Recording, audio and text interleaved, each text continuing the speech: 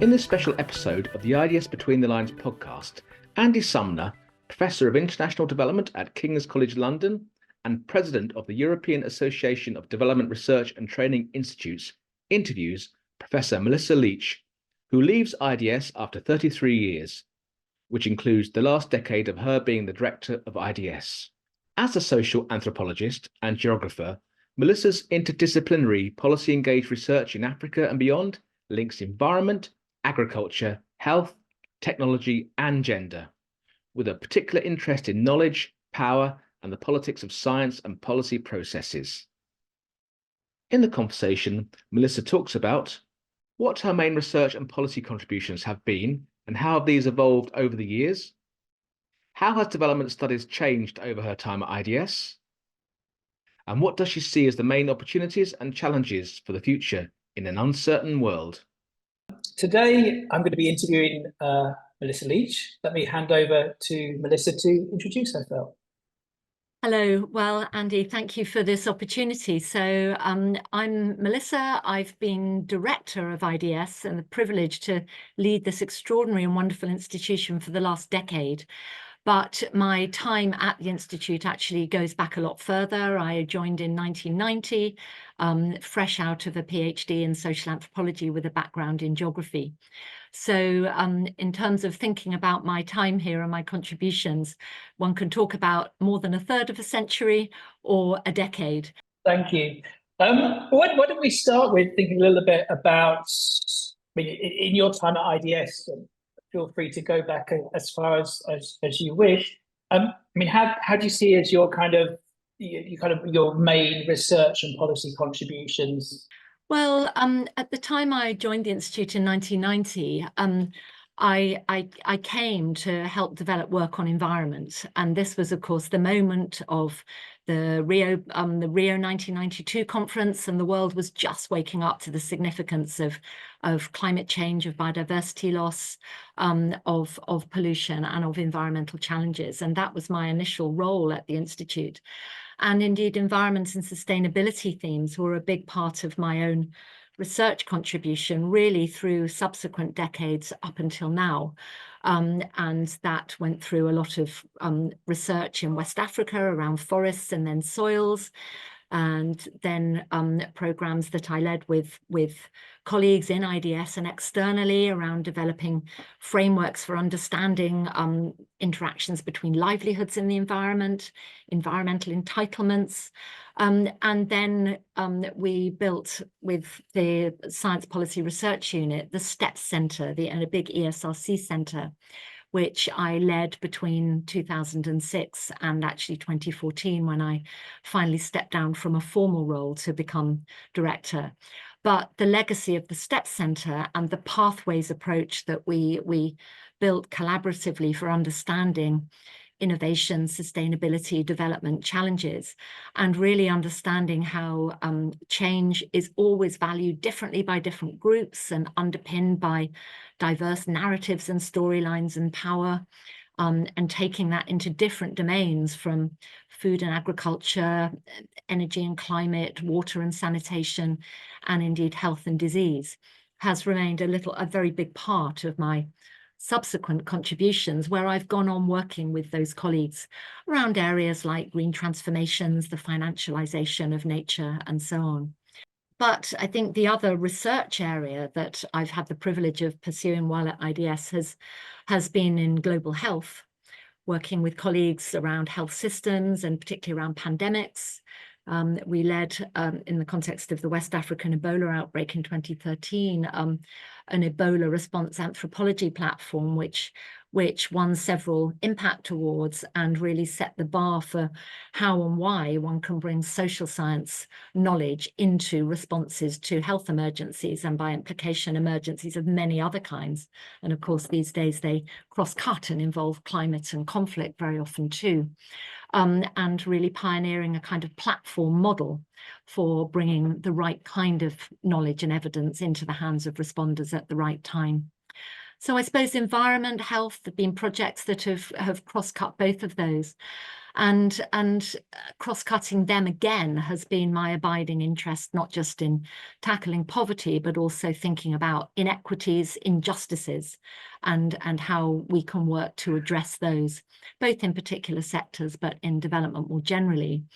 And so about halfway through my directorship period, I had the privilege to be academic lead with the Institute of the World Social Science Report on challenging inequalities, and also worked for UN Women around gender inequalities and pathways to sustainability. So this whole theme of inequity and equity has carried on. And most recently, I've been taking those ideas into the area of food, helping to support the Food Equity Centre that IDS has established, and linking up also with international partners in the International Panel of Experts on Sustainable Food Systems. And you haven't mentioned your long-standing study and interest in West Africa. I mean, that's something that really goes back, I think, I guess, to your PhD. I wonder if you could tell us a little bit about that, because in a way we have all these kind of, there's these big questions around inequality, health, sustainability.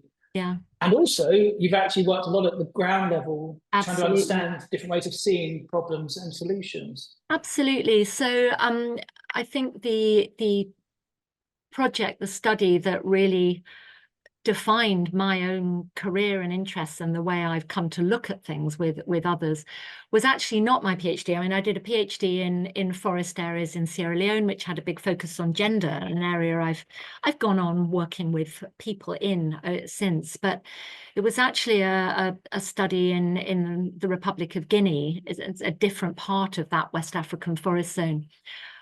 Which with my partner and husband, James Fairhead, we spent years through the 1990s working with colleagues on the ground, and particularly Dominique Milamuno, who was a historian and philosopher from the region, who was our core research partner, and living in villages in that area. And it was a kind of mind-changing study, because we went to study the social dynamics of deforestation in an area where all donors and scientific observers, right back to the French colonial period, believed forests to be in terminal decline, disappearing fast, with only small relics of forest left around villages as the kind of last bits left of the destructive practices wrought by farmers, mainly in the region, through their agriculture and their fire setting. And what that research revealed through oral histories, through just getting on with everyday life with villagers, and then adding to that work in archives and work with aerial and satellite pictures, was a totally reverse story. This was a landscape that was filling with forests fast. Islands were the outposts of new forest, not the relics of declining forest. And forests were there because of people, not despite them. So that's the story in a nutshell that became the basis of the book we published called Misreading the African Landscape, the film Second Nature, which I've actually gone on discussing with students as well as with others elsewhere, right up to the present, and indeed further publication projects in the wider West African region, but also launched a big interest for me in what is it about science and power that lead so many so often to overlook the lived experiences, the everyday knowledges and forms of expertise that are there in people's lives. And it's interesting because although that work was quite a while ago, the issues it raised have remained and keep resurfacing. So that area is now being targeted for reforestation efforts, now not about biodiversity or watershed protection, but in the context of climate change, and that's where the concern is. Those histories that villages brought to us are now all too easily forgotten. And so those involved in conservation in the region are surprised anew when confronted with the histories and to discover that actually these forests haven't always been there.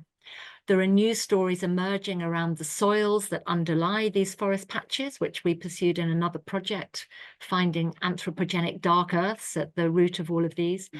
And there's the basis for a whole set of theorizing about how it is that disease happens. So it was these same forest patches that were seen as the source of patient zero and the transmission of bat viruses to people at the start of Ebola, overlooking the fact that people in this region had lived for a long time with bats and actually had other explanations for why a virus should spread in that place at that time.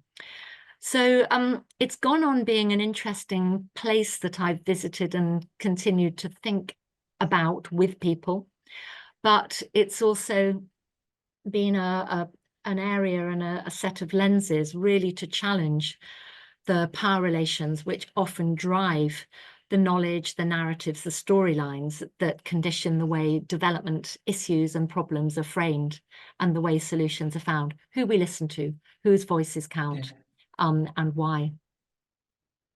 That seems to, I mean, looking on your career, across your career, that's that really interesting point about knowledge and power and the kind of framing of perspectives and the sort of the marginalization of ground level or people's day-to-day knowledge. I mean, just sort of on a tangent, I was just thinking, when you take that kind of knowledge that you've generated with people and then you try and take that to power, take it to people who can do something about it, or at least do something more substantial about it.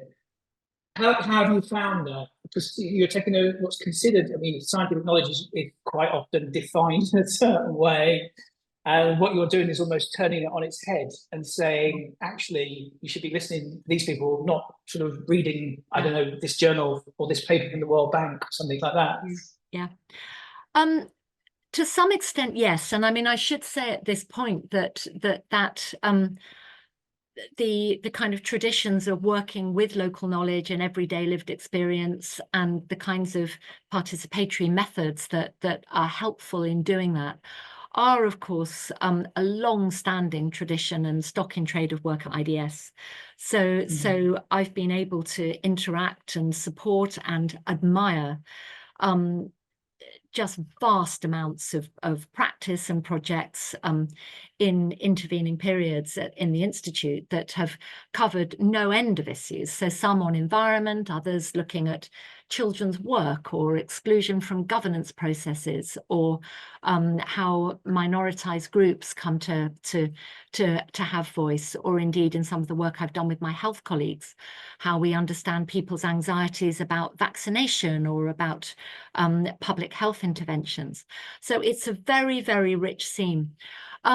What I've tried to do, and what some of the IDS work does, is not just look from the margins and the bottom up, because that does give you a different view and a very important angle on debates from which many bigger lessons can be learned, but also to take those lenses which question power, culture, knowledge to the powerful themselves.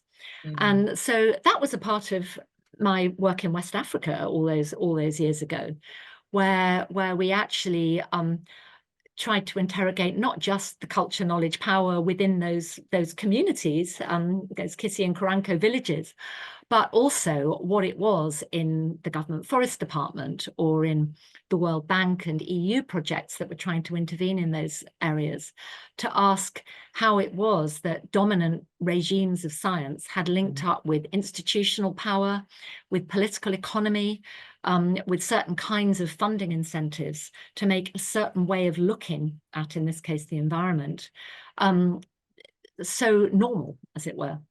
You can call this discourse. I've done it. I mean, this is kind of the discourses of development, and it's the lens that in my own work and with others at IDS, we've then taken to many other areas, exploring through social science approaches, through participation, through ethnography, through power analysis, how it is that governments, that donors, that international agencies come to frame problems, tell particular stories about them, construct certain narratives about the nature of the world, which give you a certain angle on a problem and drive certain kinds of solutions, but often miss out on a whole lot else.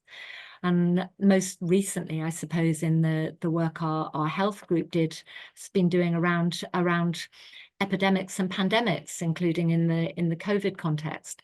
We've done the same again to kind of try and juxtapose the global and regional discourses about pandemic preparedness and response, particularly as applied to African settings, which often are about certain kinds of technical response, certain global priorities, certain ideas about where the solutions will lie, often in pharmaceuticals and drugs and vaccines, and certain kinds of ideas about involving communities, usually to slightly instrumentalize them into biomedical ways of thinking.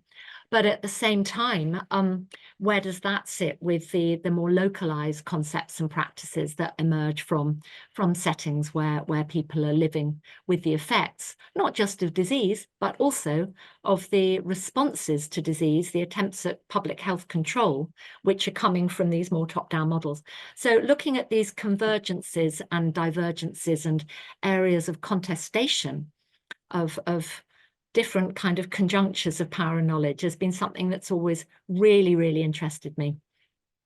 I remember when I was at IDS, Hilary Standing once said to me, what she was trying to do was make the discourse quiver, in a sense of showing that there are multiple ways of seeing things. And just the one framing that exists at one point in time can easily be challenged. I can obviously see that across your work. And then also you have this, so you have a lot through your career, you have a lot of interaction between social science and physical science, the kind of interface between very different ways of seeing the world and very, very different ways of seeing human beings as the subject of research as well. I mean, how have you found that mixing with physical scientists, and especially coming from an anthropology background? It's one thing perhaps coming from a sort of economist background and trying to mix with physical sciences, maybe it's a different experience, but how have you found it coming from your background? Well, it's something that I've always done, and again, it's a kind of way of working and of thinking about interdisciplinarity that I feel I've helped to foster within IDS more broadly, where most of us in the Institute are of social science backgrounds of various kinds, be it anthropology like myself, or economics, or political science, or sociology, or participatory approaches. And in my own work, I've always found interacting with those who bring different, sort of often slightly more technical specialisms, incredibly important for getting a grip on a problem. So my research has engaged with botanists, with ecologists, with soil scientists, in the health work, with biomedical scientists, with health planners, often with vets. One of the most interesting and challenging projects I helped to lead with others when I was working in the STEP Centre was called Dynamic Drivers of Disease in Africa. And we worked with partners who were vets, biomedics, ecologists, environmental modelers, and tried to unite all of these around a similar framework. And in the end concluded that this was not possible. And actually what you couldn't do, I mean, they would all bring different perspectives to a problem and a set of questions. And here we were interested in how it was that disease is transmitted from animals to people in diverse ecologies and livelihood settings in 5 different African places. And we couldn't ever find a kind of lowest common denominator single framing. But what we did do was triangulate. And this is the way I've come to see interdisciplinarity. It's not about getting everybody to think the same. It's not about integrating perspectives. It's often about triangulating. So you retain the value of the particular angle that discipline gives you, or that its particular way of modeling or seeing the world gives you. And then bring it together with others. And that's the way we can build a richer picture. It does involve, to work well, it involves often being together, whether it's together in discussion or together in a field setting, where people can really debate things as they see them and interact with them. And it's all too easy then for the researchers to go back into their own silos. And it also takes time, and it takes trust, and it takes relationship building because across different disciplines, we often bring very, very different assumptions. We speak very different languages, and it takes a while to build even the basis of working well together. But it's something that can be incredibly valuable if you get it right. And I'm thinking about the sort of the big challenges that you've worked on, issues around sustainability. These are inevitably cross-disciplinary questions, thinking about the future. I mean, just sort of broadening out slightly in terms of thinking, how do you see questions around sustainability evolving? Clearly, climate change is only likely to become more evident, but the prospects of some kind of constraint on emissions look limited at best, even for an optimist. And so we're heading into a world over the next 10 or 20 years, which is going to be really rather more turbulent in terms of agriculture patterns, migration. Absolutely. What are the questions ahead, and what are the ways to think about this? Yeah, well, I think the questions ahead are in part about the ways that any given aspect of the planetary crisis that we're facing interacts with others. So there's climate change, but at the same time, we're dealing with biodiversity loss, with pollution, with a range of other ways in which the planetary futures that we're all dependent on are interacting with each other. And the second is that to address those, I think we need approaches that are both systems-based and are actually transformative. And in the STEP Centre in our last years, we began to think seriously about transformation and its politics, and produced one book publication, which was called The Politics of Green Transformations, and argued that this required really quite fundamentally different ways of doing things, and that some of those transformations needed to come from the bottom up. They were about listening to what citizens and social movements were often doing in terms of leading the way in different ways of living with non-human natures and enabling them to thrive. Great deal we can learn there from marginalized people, pastoralists, indigenous groups, and so on, but also from the everyday lives of citizens, which are often embroiled in much more sustainable practices and forms of connectivity with nature than people realize, because we're often told by our dominant sciences that we're all separated, and actually we're often much more connected than we realize, and there are abilities to build on that in the transformations we need. But at the same time, the causes and consequences and impacts of these big changes are global, and they are deeply structural. And they are part of geopolitics, of structural inequalities, which go back a long way, which have created the kind of big gaps between the countries responsible for carbon emissions and those expected to respond to them. We've got new forms of action aimed at mitigation, which often end up creating new inequities and injustices.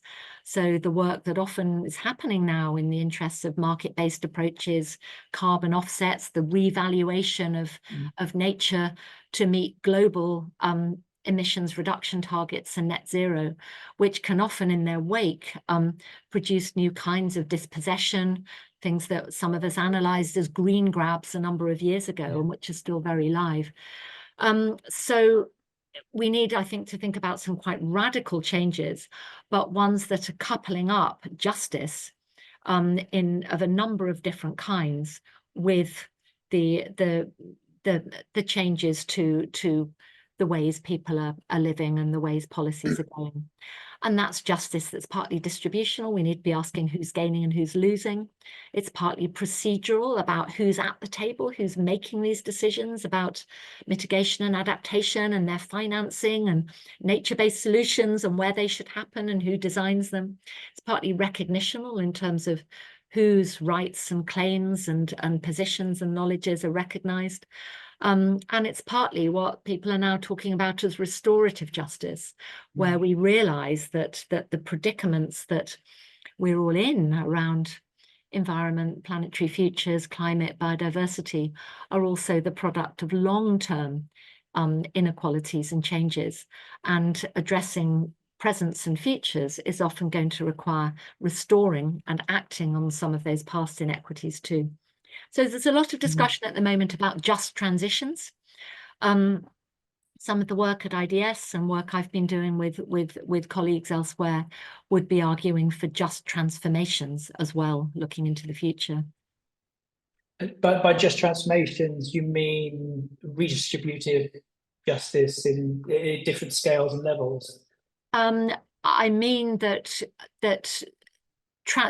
we're talking not just about tweaks to the status quo. I mean, transitions in many debates are mostly about incremental change. They might be about shifting the incentives for business or for governments. They might be about small changes to the technologies or the way finance is distributed.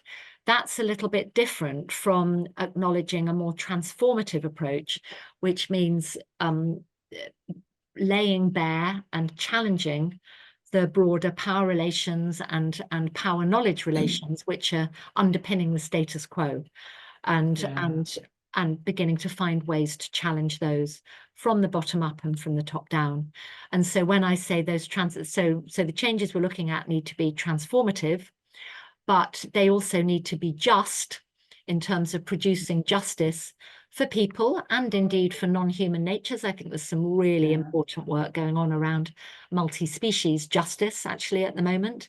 But that justice is of many different kinds. It's distributive, it's procedural, it's recognitional, and it's also restorative. You are listening to an episode of the IDS Between the Lines podcast. For the full set of episodes, please visit www.ids.ac.uk/podcast.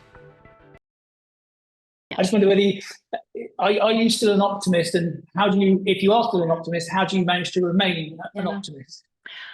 I think there are both grounds for despair and grounds for hope in where we are at the moment, honestly. And I mean, if we look at a world of geopolitical tensions of a kind that we've certainly not seen in my career space, taking new forms, if we look at the extent to which multiple kinds of crisis are intersecting with each other, if we look at the sheer number of countries who are as it were, falling out of what we had imagined was democratic progress. And we've got a sheer extent of war and of conflict in place after place. So these are all grounds for despair, but pessimism, but also grounds for continuing to struggle, actually. And one of the activities I've been engaged in of late is contributing to the latest Human Development Report, the UNDP HDR.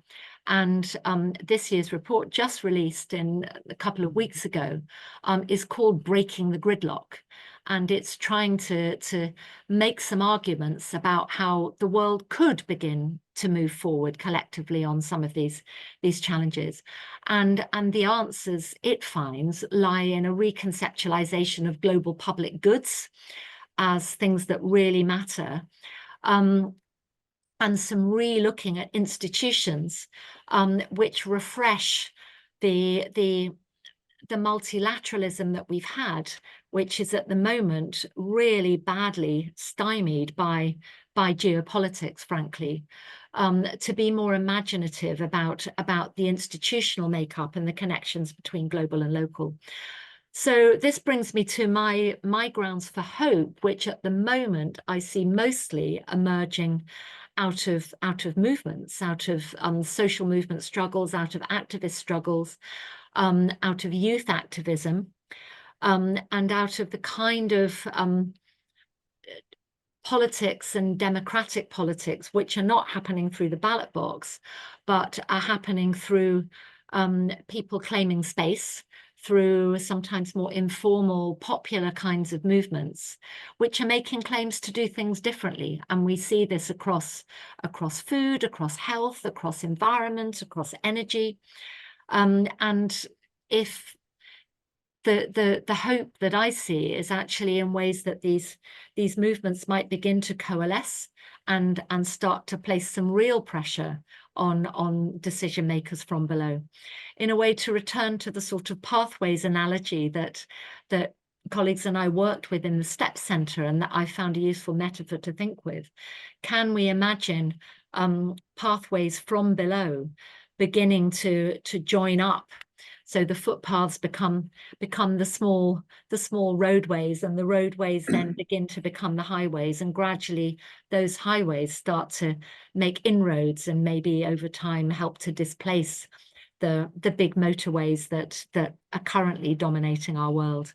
And if we look back, I think historically at some of the really big transformations in our history, that's often the way that really big change happened, whether you're talking about the rise of the vote for women or the ending of slavery, or indeed what we're seeing in energy system transformations, where many energy revolutions in cities and countrysides across the world are beginning to add up to something very different around low carbon energy transformations. So these are my grounds for hope, but I call it a politics of hope, because ultimately where all of this depends on power and on politics with a small p as well as a big P. And if we need to do anything moving forward, it's to recenter even further power and challenges to power in all its guises in the development discourse. And I'm now thinking about transformative futures. Actually, that brings us nicely to something I wanted to raise next, which is development studies itself. I mean, you've been director of one of the best known globally institutes of development studies, and obviously long history there even prior to the directorship. I mean, how do you see development studies responding, or I suppose first of all, before responding, how do you think development studies has evolved in your time? I mean, either during your decade as director or prior to that even, and you know, how does development studies kind of step up to these enormous challenges and not give up? I mean, that seems to be the core thing, right? Keep struggling. Yeah.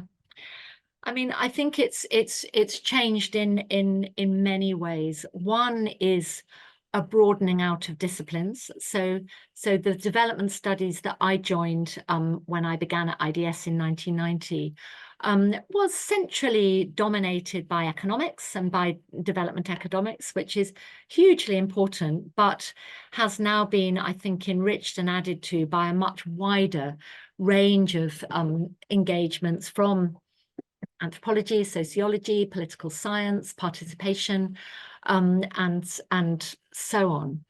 And I think more recently, and one of the really big opportunities going forward, is to decenter some of that academic work and its theorizing even further, to take on board the theorizing that's emerging from the global south, from indigenous philosophies, from everyday lived experiences, and so on. So that's just coming and is a hugely important way forward.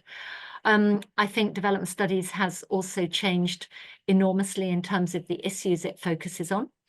So back in the 1990s, I've already said that when I joined, it was partly in the context of environment becoming a more central focus, but we were also at that point just seeing the kind of fruition of really important interests in gender, the rise of concerns with governance as key parts of development agendas, and the enriching of what had been quite really a major focus on development as being about modernity and about industrial development paths, and how countries were able to move from export dependence to import substitution and so on, and a quite sort of national level focus on what development was about. This was really about countries moving on from their particular colonial experiences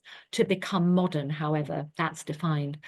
And what I've seen and welcomed and hope I've been part of over the last period is a big set of changes which envisage development, and by implication development studies, as far more than the discourses and practices of a development industry born out of that post-Truman Second World War moment of countries acquiring independence and then being supported by these new institutions coming out of Bretton Woods and setting in place a kind of aid agenda.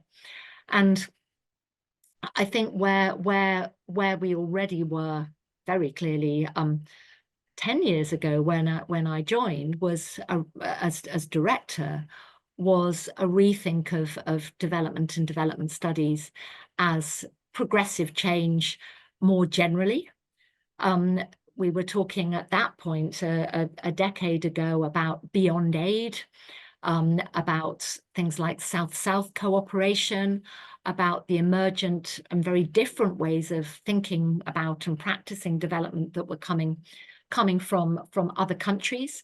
We were challenging those divisions between developed and developing in a big way.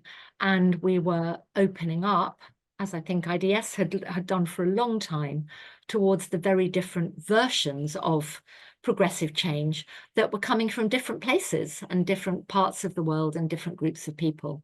So the participatory work and the ongoing work of people like Robert Chambers, who had always defined development as good change generally, fitted very well with where I think many of us have tried to take development since, to say it's good change, but then we need to open up a debate about who's good and what kind of change we want and who's defining it. So then we're in a world where development is actually something that's quite plural, and is open to different pathways, and then needs to be deliberated over, recognizing that there are going to be radically different versions and there's no single route to progress anywhere. And we need to be much more pluralistic in terms of how we define where development should be going.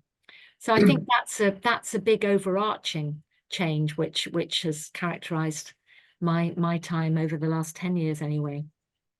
And you've written recently, over the last few years, particularly about this kind of question of universality of development and whether development studies should extend to a given blurring of binaries between the North and the South. Should development studies extend to, I mean, Dudley Sears always talked about development studies coming home to Europe, and Dudley wrote, as you know, I'm sure, the book where he tried to apply dependency theory to Europe at one point, which was really interesting. And I think his last 3 books, in fact, I think were on Europe and questions around politics. So I think there's clearly a discussion here about kind of where does development studies sit vis-a-vis social change, social progress in the North. Can you say a little bit about how you see this or how you think it can or should evolve? Yes, absolutely. Well, I mean, you're quite right, of course, Andy. This does go back to the very beginning of development studies. And if you take IDS as one of the earliest kind of think tanks, research institutions, this has been part of IDS from the very beginning. And Dudley Sears, the Institute's first director, wrote a great deal about development in Europe. One of the earliest issues of the IDS Bulletin contained an article by Richard Jolly and a colleague called Britain, A Case for Development. And so it's always been there. And there have been many programs over the decades in the Institute, which have looked at development in the UK and in other countries in Europe and in North America. But I think more significantly have built bridges and mutual learning between countries. And this is what I think is important. So if we were simply to say development studies is something that happens in the UK and Europe, then there's no differentiator really from any other think tank, or take the UK as an example, UK-based think tank, or university department working on issues at home. I think what development studies does is, again, coming back to this question of power, acknowledges those structural inequalities between different places. It's interested in everywhere, but it's also really interested in the structural inequalities which occur between countries or between groups within them. It pursues issues like poverty, inequality, marginalization, health, pandemic response, environment in all places, but it does so in a way that's often comparative. So yes, there's marginalization in the UK, there's marginalization in Zambia or in India, but what can we learn more about looking at the different ways in which that marginalization's unfolded and how that reflects national and globally positioned processes? And then I think it enables us to move towards a position which is about mutual learning and about reverse learning. So if some versions of development have been envisaged in terms of taking expertise from the so-called global north, from so-called developed countries to so-called developing countries, transferring technology, transferring know-how, transferring resources, I think that now looks rather colonial. And I think if we don't acknowledge that similar problems are also at play in our own backyard and seek to learn in the reverse direction by transferring know-how and lessons and perspectives from parts of the global south to the UK and other countries, then we can't escape this kind of colonial bind. So that would be my response. I mean, in my own research at IDS, I've done this a lot. So our work in the STEP Centre had many case studies and examples that were working on energy in the UK, work on environment and climate in Europe, comparative work. When we turned the STEP Centre into a global consortium, we worked with partners in North America and Arizona State University, in Europe through the Stockholm Resilience Centre, as well as in the UK. And some of our most interesting collaborations involved pairing people up. So you can go, okay, what's happening around home solar systems in East Africa and in the UK, and what can we learn by looking across them, and so on. Likewise, the work I've done on global health around vaccines looked at parents' anxieties about child health and vaccination, very close to our IDS own backyard in Brighton in the early 90s, and also in Guinea and the Gambia. And we tried to build cross-learning between those places. More recently, we've had at IDS colleagues from Brazil and partners coming to advise the National Health Service in the UK about how to do good patient involvement and citizen panels, which Brazil has become very good at in the context of its indigenous health system, and the NHS has a great deal to learn. Likewise, we've had work on participation, which has often been a set of debates and methods which have been far ahead in many parts of Africa, Asia, Latin America, and much learning now that's come into work with marginalised communities in various bits of the UK, in Bristol, in Gateshead and more. I could go on. I think this is the reality of development and development studies, and certainly needs to be a key part of the future, in my view. Actually, it brings us to a point I wanted to pick up with you, was how should we think about decolonizing knowledge? And you implicitly and in some ways directly, you said, some of these questions really are about getting away from what was a colonial mindset, even in the 60s and 70s, and 80s when IDS was kind of in its earlier days, and it is now. I mean, when you think about the kind of decolonizing knowledge, how has that debate evolved at IDS in your time, and where do you think? I mean, EADI, European Association of Development Research and Training Institutes, has an initiative in this, and it's already got a lot of interest. And so we're here. Actually, Peter Taylor is convening, as you may know. So we're interested to get more ideas and hear. I mean, how do you see this? How do you see this has evolved, and where do you think it should go now? Yeah.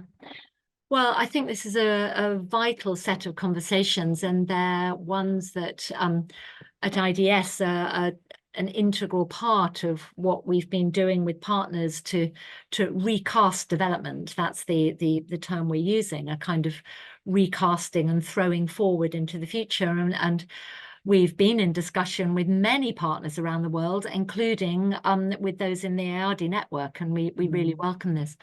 On decolonizing specifically, I think there are a few things to say. Firstly, this is a term that's become very fashionable of late, but the idea of decentering knowledge and power and bringing into the heart of central thinking practice in development has been around for many, many decades. And I mean, it was, if I look back to, I mean, the work in West Africa that I started talking about, that in some ways had some slightly colonial elements to it. If I now review the film we made, for instance, Second Nature, it has this slightly othering sense that here we had these white foreign anthropologists going to sit down in a village and learn about their lives. And that feels now a little uncomfortable. But at the same time, what that work was also doing was trying to broker other ways of thinking and being, make those not seem other, but normal, and to engage in critique of those centralized, as it were, colonial, and there was a direct colonial legacy, set of knowledges in science and in policy, and to critique those. So in that sense, it was also part of now what we would call decolonizing. So, I mean, on decolonizing specifically, it's been around a long time. These are conversations that are multi-stranded and need to be recognized as such. And different countries, regions are taking forward these conversations in different ways, and so they should. I think a debate about decolonizing cannot be led from those who have the legacy as once the colonizers. So that's a straightforward thing to say. At the same time, I think sometimes talking about decolonization, especially when it comes from ex-colonial people and powers, can come in its own way to seem quite colonial. So some of the reactions I've had from for instance, partners in African settings has been, we don't want to talk about decolonizing. We dealt with that a long time ago. They're seeing decolonizing as something that was part of a movement, a post-independence movement. They say what matters to us now is equity in our partnerships and in our knowledge sharing. So let's talk about that. And that now seems sometimes a more respectful way to engage in the agendas. At the same time, I don't think we can do away with the critical look at still the ongoing legacies and hierarchies and forms of power, which do have some continuity with the colonial period and the post-colonial period. And I've been, one of the things that I've been able to do and have really enjoyed doing at IDS is to work with our colleagues in the British Library for Development Studies, which is now the collection of documents which emerged from many IDS researchers and partners over the decades. Their materials they collected on their travels, they sat in our basement, and in partnership with the University of Sussex Library, we've had a big grant from the Wellcome Trust to catalogue and bring to light these documents. And they tell some really powerful stories, both of particular themes in development, but also about shifts in mindsets, and are an incredibly important resource, I think, for history and for looking at the histories of development and of development studies, and using that as a basis for questioning and for challenging. And this is something that I think needs to continue into the future. If we look ahead, whether we're framing it in terms of decolonizing or equitable partnerships or reshaping power and knowledge, I think a key part of this is to recognize the plural sources of knowledge, of views about what good change is, to bring into development what is sometimes seen as post-development. So if you look at the scholarship on the pluriverse or the work that's emerging from the networks and the pluriverse movements, Ashish Kotari and many others, and from indeed indigenous philosophies. Some of this is talked about as post-development. I think it's part of development, and bringing on board those theorizations, those different ways of understanding human, non-human relations, those ways of thinking and being that are more relational. These need to be part of our lexicon and the ways that development thinking moves forward into the future. And I hope EADI can take them on board in their own conversations. Thank you. I think that might be a good point to sort of draw the conversation together. It's been really fantastic to have this conversation and to get a chance to ask you these questions. I guess just in terms of wrapping up at the end, just on a kind of lighter note, looking back, is there anything you wish you'd done differently? Or is there anything, if you could press rewind, is there something you'd change, or would you do it all the same again? I think the way I'd respond to that is that I think what I've learned at IDS is that blueprint plans that you then follow and you say we're going to do it this way are never going to work. Our last strategy, I've sort of co-led with people 2 big strategies at IDS. The first one soon after I arrived, which we called engaged excellence, and it was really all about trying to center these notions that we needed to be great, not just at the academic and at the knowledge, but actually at mobilizing that knowledge with partners to make a difference. I suppose one reflection is engaged excellence was a bit of a buzzword.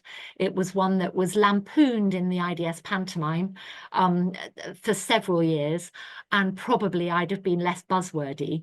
But I think the point stands that was a kind of collective process of strategy building, but it wasn't a blueprint.